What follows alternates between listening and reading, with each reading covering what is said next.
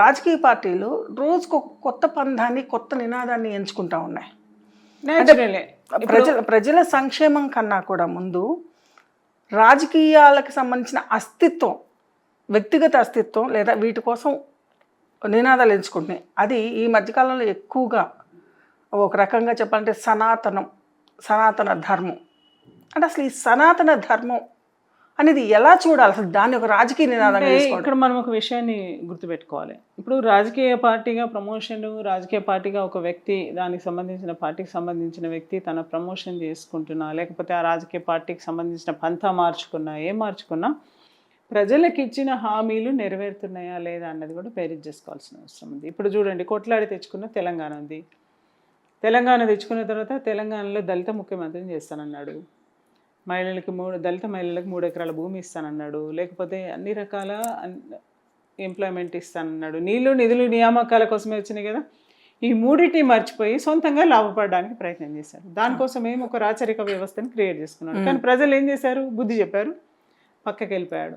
ఇప్పుడు ఇంకొక స్లోగన్ తీసుకొని తెలంగాణలో కాంగ్రెస్ పార్టీ వచ్చింది. కాంగ్రెస్ పార్టీ మళ్ళీ మహిళలకి ఫ్రీ బస్ అని చెప్పిండ్రు, మళ్ళీ 2,500 ఇస్తానన్నాడు, స్కూటీ ఇస్తానన్నాడు, మళ్ళీ రకరకాల హామీలు ఇచ్చారు. అంటే ఇచ్చిన హామీని ప్రజలు ప్రశ్నించే లోపల, ఇచ్చిన హామీలు ఎవరైతే ఇచ్చి ఆ సంబంధించిన వర్గం రివర్స్ అయ్యే లోపల మాయమాటలు బురుడీలు కొట్టాలనే ఒక ప్రయత్నం నడుస్తున్నది. ఇప్పుడు సనాతన ధర్మం గురించి అంటున్నాం. కేంద్రంలో భారతీయ జనతా పార్టీ కేంద్రంలో ఉంది. అసలు మనది హిందూ దేశం. ఫస్ట్ ఆఫ్ ఆల్ మనం అది తెలుసుకోవాల్సిన అవసరం ఉంది.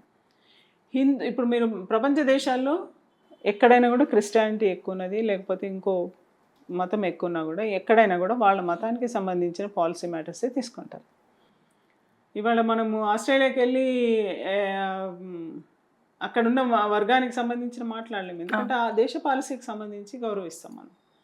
ఇవాళ మన భారతదేశం 80% పైగా హిందువులు ఉన్న దేశం. ఈ 80% పైగా ఉన్న హిందువులు ఉన్న దేశాన్ని ఇవాళ ఒక మనిషి వచ్చి 15 నిమిషాలు నాకు అవకాశం ఇచ్చేస్తే నేను అందరినీ ఏం చేస్తాననే అవకాశం ఎట్లా ఇచ్చారు? ఎట్లా అంటారు ఆయన? అంటే ఏమవుతున్నారు? మిగిలిన వాళ్ళందరూ యూనిటీ. అంటే ఒక్క వ్యక్తి అనేది ఒక వర్గానికి సంబంధించిన గొంతుక అని మీరు అనుకుంటున్నారా?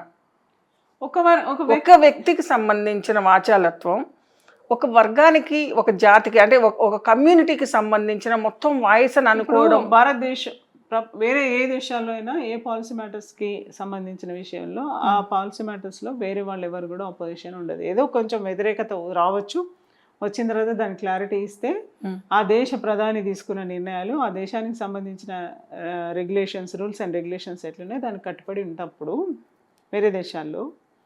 మరి మన దేశంలో వందే మాతరం పాడను, భారత్ మాత అనను అని అంటే ఏమవుతుంది? అది భారతదేశంలో ఉండి భారతీయుడు అనిపించుకొని భారతమాతకి. అంటే నేను అడుగుతోంది అదే.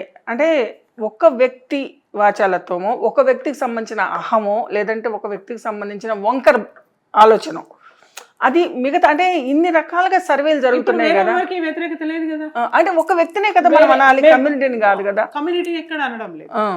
ఇక్కడ కమ్యూనిటీ అదే ప్రాబ్లం వచ్చింది. ఇక్కడ ఎంఐఎం గుర్తుపెట్టుకోవాలి మనం. ఎంఐఎంకి సంబంధించే మాట్లాడుతున్నాం మేము. బీజేపీ ఎంఐఎంకి సంబంధించి ఎందుకు మాట్లాడుతున్నాం అంటే, తెలంగాణలో 60 సంవత్సరాలుగా తెలంగాణ ఉద్యమంలో సాయుధ పోరాటం చేసిన స్వాతంత్ర సమరయోధులు ఉన్నారు. తెలంగాణ, మీరు రజాకార్ మూవీ చూస్తే దానికి సంబంధించిన విషయాలన్నీ తెలుస్తాయి. అన్నేళ్లలో రజాకారులు చేసిన అరాచకత్వం, ఈ తెలంగాణ మహిళల్ని నగ్నంగా బతుకమ్మలు ఆడించి, తెలంగాణ మహిళల ఊచకోత కోసి, తెలంగాణలో ఉన్న ఎవరైతే సాయుధ పోరాటం చేసిన వాళ్ళందరినీ నడి వీధిలో చంపేసిన తర్వాత అటువంటి రజాకారు ఉద్యమాన్ని జిన్నా స్థాపించిన పార్టీ ఎంఐఎం. ఆ జిన్నా స్థాపించిన పార్టీని, ఎంఐఎంని ఇవాళ అసదుద్దీన్ ఓవైసీ నడిపిస్తున్నాడు. మరి జిన్నాని వ్యతిరేకించాం మనము, రజాకార్ని. ఇవి కేవలం రాజకీయ పరమైన వ్యాఖ్యలు, ఎదురుదాళ్లే తప్పించి ఇది రాజకీయ పరంగా కాదు. తెలంగాణ ఉనికి కోసం, తెలంగాణ ప్రజల మాన మర్యాదల్ని కాపాడడం కోసం ఏదైతే చేసిన ఉద్యమం ఉందో దాన్ని బలిదీసిన, దానికి తెరదీసిన వ్యక్తికి సంబంధించిన వ్యక్తి కింద ఇది అనుకుంటున్నాం. ఓకే. అందుకని ఆయన ఒక పర్టికులర్గా మాకు ఒక వ్యక్తి కాదు, అసలు ఆ వ్యక్తి కాదు మా దృష్టిలో. మేము అనేది ఆ జిన్నా స్థాపించిన పార్టీని తీసుకొచ్చి ఇవాళ తెలంగాణలో ఉద్యమంలో నువ్వు భారతీయుడిగా ఉన్నావు, భారతదేశంలో ఉన్నావు, తెలంగాణలో ఉన్నావు, తెలంగాణలో రజాకార మూమెంట్ జరిగింది. ఇటువంటి సందర్భంలో దానికి సంబంధించిన పార్టీకి సంబంధించిన ఇప్పుడు మనం అది వేసేసుకున్నాం, పార్టీకి సంబంధించింది వేసేసుకున్నాం.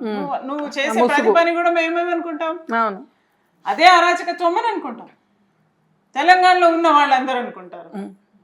బైన్సాలో ఇన్సిడెంట్ జరిగినప్పుడు బైన్సాలో ఏంటి, సంక్రాంతి పండుగ సందర్భంగా అక్కడ వాళ్ళందరూ సకినాలు పోసుకుంటున్నారు. దానిపైన మూత్రం పోసిండ్రు.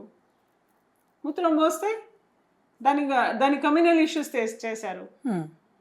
అంటే ఏది ఎక్కడ హిందూ ముస్లిం ది గొడవ వచ్చినా దానికి భారతీయ జనతా పార్టీ ముస్లింలకు వ్యతిరేకనో, భారతీయ జనతా పార్టీ దీనికి వ్యతిరేకమనో కాదు. ఇక్కడ మేమనేది ఎవరిది నీ గౌరవాన్ని నువ్వు కాపాడుకో.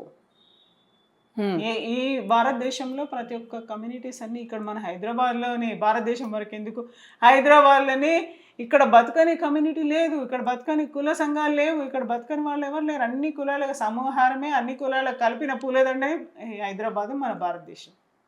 అటువంటి సందర్భంలో ఇక్కడ అందరికీ మాట్లాడి బతికే హక్కు ఉన్నది.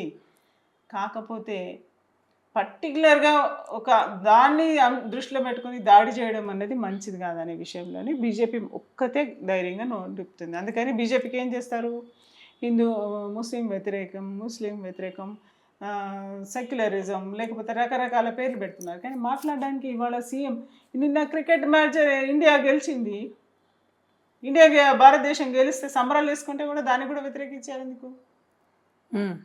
మన దేశం నుంచి ఆడిన వాళ్ళు గెలిస్తే సంబరాలు వేసుకుంటే దాన్ని వ్యతిరేకించడం ఎందుకు?